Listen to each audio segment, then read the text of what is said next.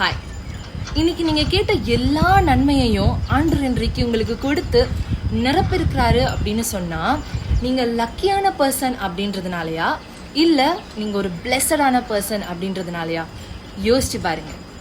இன்னைக்கு நம்மளுக்கு இருக்கக்கூடிய ஆசீர்வாதத்தை பார்த்து, நமக்கு இருக்கக்கூடிய பொருள் பொன் எல்லாத்தையும் பார்த்து இந்த உலக பிரகாரமான ஜனங்கள் சொல்லலாம், ஏய் நீ கேட்டதெல்லாம் உனக்கு கிடைக்குது பாத்தியா, நீ ரொம்ப லக்கியான பர்சன் அப்படின்னு சொல்லலாம். ஆனா நீங்க அந்த நேரத்துல ஆமால ஐ எம் சோ லக்கி, அதனாலதான் எனக்கு இதெல்லாம் கிடைச்சிருக்கு அப்படின்னு ஒரு நாளும் சொல்லிடாதீங்க. Just tell them that it is not because I am lucky, it is just because I am blessed by God.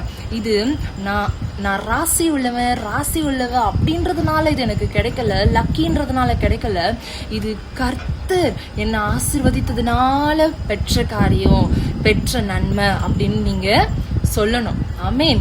இன்னைக்கு யார் உங்களை கேட்டாலும் தைரியமா சொல்லுங்க, ஐ எம் நாட் லக்கி, நான் லக்கி கிடையாது, ஐ எம் பிளெஸ்ட். ஆமீன். இந்த லக்கி அப்படின்றதுக்கு மீனிங் என்ன தெரியுமா? It may happen or may not happen, நடக்கலாம் நடக்காமலேயும் போகலாம். ஆனா பிளெஸ்ட் அப்படின்ற வார்த்தைக்கு மீனிங் அது அல்ல. யூஆர் ஆல்ரெடி பீங் பிளெஸ்ட், ஆசீர்வதிக்கப்பட்ட ஒரு தேவனுடைய பிள்ளைகள். ஆமீன். God bless you.